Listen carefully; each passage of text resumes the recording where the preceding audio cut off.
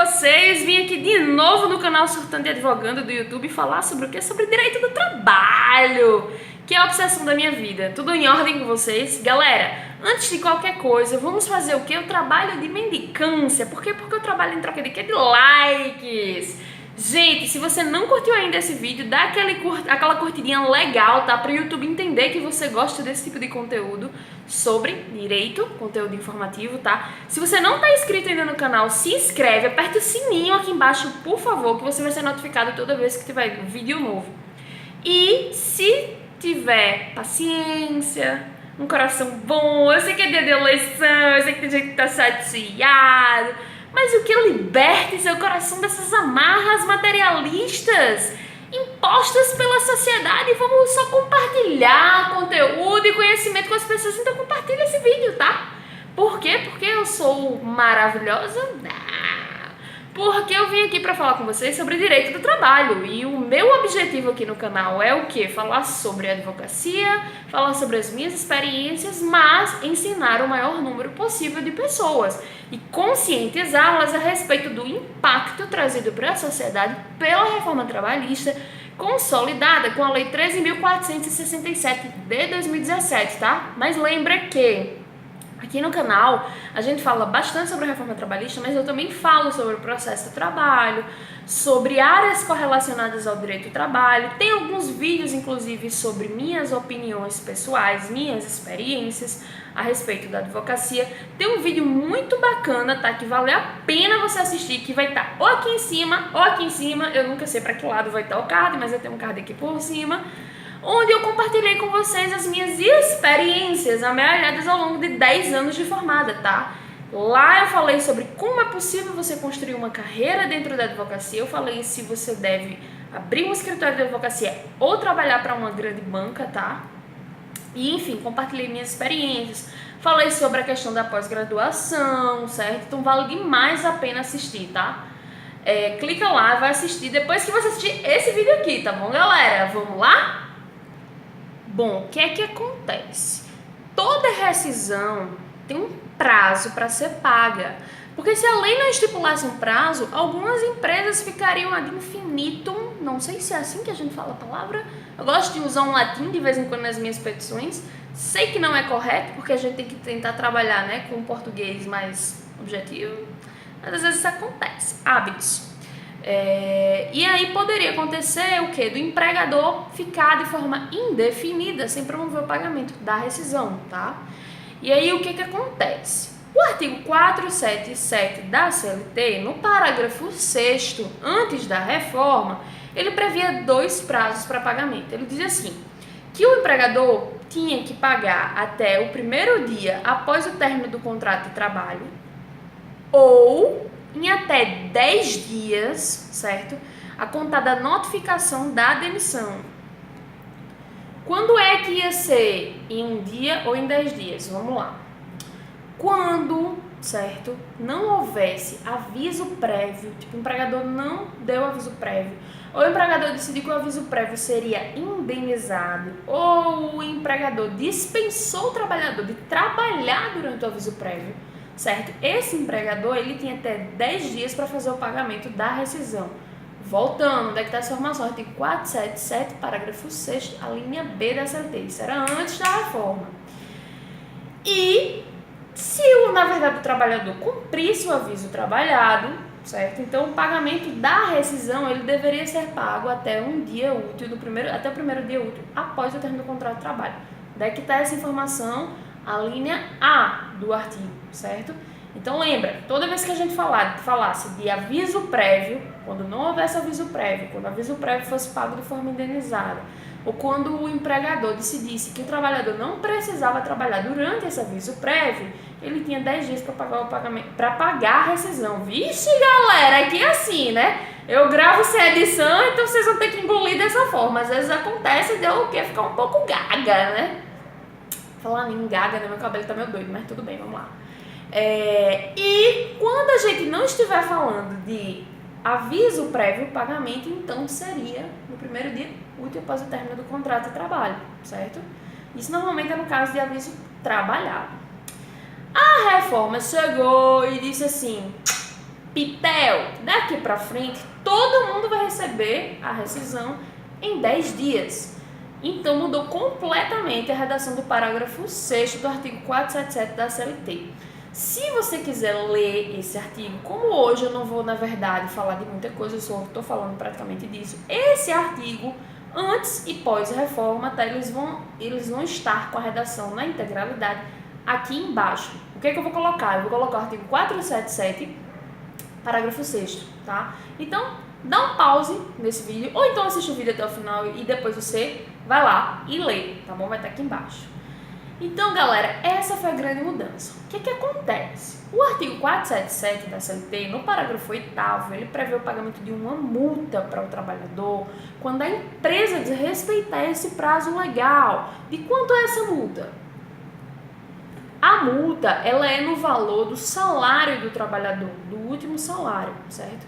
Só que o que acontece? É uma punição, mas existem situações esdrúxulas em que o trabalhador, por conta da falta do pagamento da rescisão, sofre um dano concreto. Inclusive, eu estou com um caso aqui no escritório, tá? Que eu estou trabalhando nele hoje. Sim, em pleno domingo, estou cumprindo prazos para variar, certo? E o que acontece? Esse cidadão, ele, na verdade, ficou impossibilitado de pagar o financiamento do seu imóvel, tá? Ele atrasou contas de água, luz. Tem alguns casos que existem alguns trabalhadores que, inclusive, chegam a sofrer restrição cadastral no Serasa SPC. Por quê? O cara tem ali todo mês aquele salário fixo. De uma hora para outra, ele se vê desempregado, desprovido de uma fonte de sustento. E a empresa, muitas vezes, nem mesmo libera o seguro-desemprego e o FGTS, porque quer fazer acordo na justiça, entendeu? Então, isso tudo gera um dano concreto para o trabalhador. O que vai acontecer? Esse trabalhador vai ter direito a um dano moral. Mas, vamos lembrar que, para que ele realmente tenha direito ao dano moral, você tem que mostrar que é muito mais do que um mero aborrecimento. Você tem que mostrar os danos concretos sofridos pelo trabalhador. E eu vou contar uma história aqui para vocês.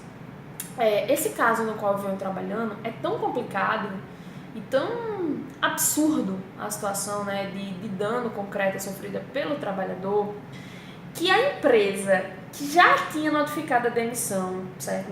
Notificou ele que despediria ele, né? Uma dispensa sem justa causa, deu lá um comunicadinho dizendo que em 57 dias o contrato de trabalho estaria rescindido, mas que o aviso seria trabalhado. A empresa chegou e disse assim: você pode ficar esperando em casa, não precisa vir trabalhar não. Por quê? Porque aí ela já ganhou tempo. Porque aí ela só pagaria a rescisão dele quando acabasse o aviso trabalhado. Sendo que lembra que ela disse assim: não precisa vir, você não tem que trabalhar. Então, dali daquela notificação, ela já tinha que ter pago a rescisão dele em 10 dias. É diferente do trabalhador que vai trabalhar o aviso prévio inteiro. Aí, quando ele terminar o aviso prévio inteiro, ele ainda tem mais 10 dias para receber a rescisão.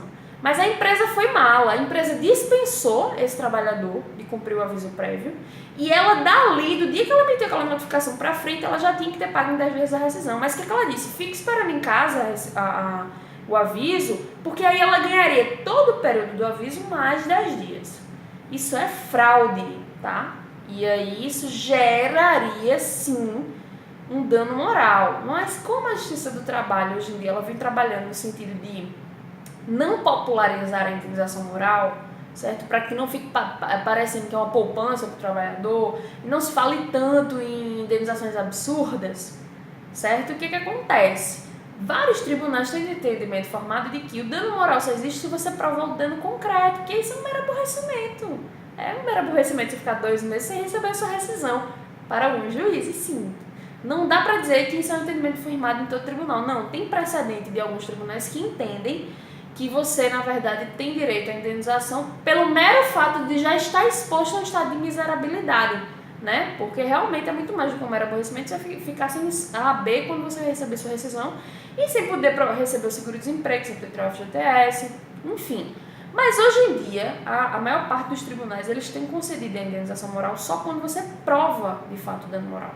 Então, qual é a minha dica, num caso como esse, que foi o que eu fiz nesse processo que eu tenho trabalhado? Juntar acervo documental que prove as dívidas, entendeu? Dívidas após o prazo do pagamento da rescisão, certo? Sim, voltando à minha história. Aí, qual é o grande absurdo de tudo isso? além de tudo, essa empresa achou pouco, não vamos citar nomes porque não gostamos de processo. E o que acontece? Essa empresa propôs uma ação de consignação de pagamento, dizendo que esse trabalhador que tinha sido dispensado sem justa causa e tinha um comprovante de aviso prévio, havia sido demitido por justa causa. Gente, é muita má fé, é muita má fé, é muita litigância de má fé. Às vezes a empresa nem sabe que o advogado vai fazer isso. Mas eu acredito que 99% das empresas sabem sim, né? Vamos ser realistas, né? Porque nenhum advogado vai adotar um approach de defesa sem conversar com seu constituinte antes. A não ser que seja um cara que muito desapegado, não é isso? Que queira o quê? Correr o risco de processos disciplinares, enfim, de constrangimentos públicos em audiência, etc. E o que acontece? Nesse caso, o dano é exacerbadíssimo, entendeu? Então vale até a pena eu fazer uma leitura aqui pra vocês. Eu vou parar aqui rapidinho pra olhar aqui minha colinha, né, de sempre, óbvio, pra citar pra vocês aqui uma leitura de uma decisão desse ano agora, tá? Do Tribunal Regional do Trabalho, da 4ª Região. O número do processo vai estar aqui embaixo, certo? Mas eu vou citar pra vocês o número do recurso. 0020 04 28 3 2016 504 51. Por que eu posso falar o número do processo? Porque todo o processo é público, tá? Não estou expondo a imagem da empresa, nem estou expondo o nome do trabalhador. Não estou vinculando o número desse processo à imagem de ninguém, que fique bem claro, certo? Mas vale a pena pelo precedente. Vamos lá. Ele diz assim, ó, a emenda. Recurso ordinário da reclamante, ou seja, a juíza não havia, o juiz ou a juíza, enfim, não havia dado dano moral. Mas a parte recorreu e o TRT reformou a decisão. Inadimplemento das verbas decisórias de dano moral, essa é a emenda. Olha o que ele diz. Hipótese em que o não recebimento das parcelas rescisórias traz transtornos à vida do empregado, causando angústia e aflição àquele que depende do pagamento do que lhe é devido para a subsistência própria de sua família, sendo devida a indenização por danos morais. Recurso da reclamante provido. Foi uma decisão de relatoria do desembargador Luiz Alberto de Vargas, proferido pela 8ª turma no dia 17 de agosto de 2018, recentíssimo, entendeu? Então, assim, cabe sim dano moral, mas qual é a minha sugestão? Que você comprove o dano realmente sofrido, entendeu? Porque assim, vamos lembrar, uma coisa é a multa, certo? Outra coisa é o dano que esse trabalhador sofre na esfera íntima e pessoal dele pelos constrangimentos que ele passa a sofrer diante do inadimplemento da rescisão. Então assim, se você é advogado de empresa, qual é a minha grande sugestão, gente, para evitar esse tipo de situação? Pelo menos, libera o FGTS desse trabalhador e libera o seguro-desemprego. Se não houver FGTS depositado, pelo menos libera as guias para inscrição do seguro-desemprego, entendeu? Vamos tentar mostrar um pouco de boa-fé, porque assim, é fato que algumas empresas enfrentam crises econômicas e às vezes não têm condições de custear verbas decisórias. Isso acontece muito, principalmente em casos de empresas de prestação de serviço vinculadas à administração pública. Essas empresas normalmente elas não têm capital de giro, gente. E o que acontece? Quando a empresa não tem capital de giro, ela depende regularmente do valor que ela recebe todo mês naquele contrato. Se esse contrato simplesmente foi rompido, a empresa muitas vezes não tem como pagar nada a nenhum trabalhador. Aí vai para a justiça, aí entra discussão sobre responsabilidade da administração na condição de tomadora de serviço. Tem aqueles casos de obra que aí o Estado chega e diz, não, eu sou dono de obra, eu não sou tomador de serviço, enfim. Inclusive eu vou até fazer um vídeo falando sobre a terceirização em breve, certo? Mas se você estiver pela empresa, o que você pode fazer? Pelo menos libere o seguro-desemprego, certo? Porque você mostra um pouco de boa-fé e mostra que esse trabalhador teve pelo menos aí uma fonte mínima de sustento durante um período de tempo que ele estava recebendo seguro-desemprego. Inclusive, não existe qualquer óbice à liberação pelo fato de você não pagar a rescisão, porque é um benefício previdenciário, sim, qualquer dia desse eu fazer um vídeo sobre isso, é um benefício previdenciário, sim, embora haja quem diga que não é, tá? Que não depende da empresa e que é pago, certo? Diretamente pelo governo para o trabalhador. A liberação não se dá mediante ato do Ministério do Trabalho e Emprego. Então, assim, Vamos evitar esse tipo de constrangimento, né, para o trabalhador. E não vamos assumir o risco de uma indenização moral. Lembrando que aqui no TRT da 13ª Região na Paraíba, infelizmente, as indenizações têm sido muito baixas. O TRT costumava ter um piso de 5 mil e atualmente achou que era bacana reduzir para 3. Aí eu pergunto a vocês, fazer uma crítica, tá? Construtiva. Cara, como é que meu nome é negativado por um banco, certo? De forma indevida. E eu ganho 3 mil reais porque meu nome foi pro Serasa, certo? Isso no juizado. E eu simplesmente fico sem ter uma fonte de sustento. Eu fico sem receber nenhuma verba rescisória, sem receber o seguro-desemprego. Eu atraso as contas da minha casa, água, luz, colégio de menino, pensão alimentícia, entendeu? Eu perco meu imóvel para a Caixa Econômica e o TRT chega e diz: 3 mil reais é o suficiente.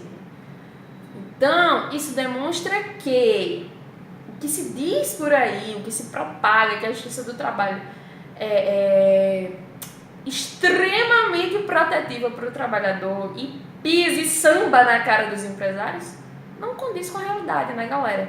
Enfim, gente, foi um vídeo curto hoje, certo? Sobre esse assunto, tá? Se você se interessar por outros assuntos a respeito da reforma trabalhista, assiste os últimos vídeos aqui no canal. Aqui nas laterais vão ter uns cards direcionando para os vídeos, tá? Eu fiz um vídeo muito bacana que eu falei sobre a questão do FGTS, quem ainda tem direito de receber 30 anos ou não. Passa lá para assistir esse vídeo e, por favor, assista o último vídeo que eu falei sobre a advocacia. Vale demais a pena. Eu compartilhei praticamente toda a minha vida profissional com vocês lá. Falei do ponto positivo e do ponto negativo. E também me segue nas redes sociais, me segue no Instagram, @thaise.barreto. Vai estar aqui embaixo na descrição desse vídeo, tá? Porque eu sempre solto conteúdo informativo lá no meu canal do Instagram. Vídeos de 1 minuto e postagens também, tá? Gente, fora isso, se tiver alguma dúvida, comenta aqui embaixo, manda um e-mail, meu e-mail que vai estar aqui embaixo, manda direto lá pelo Instagram. E até o próximo domingo. Tchau!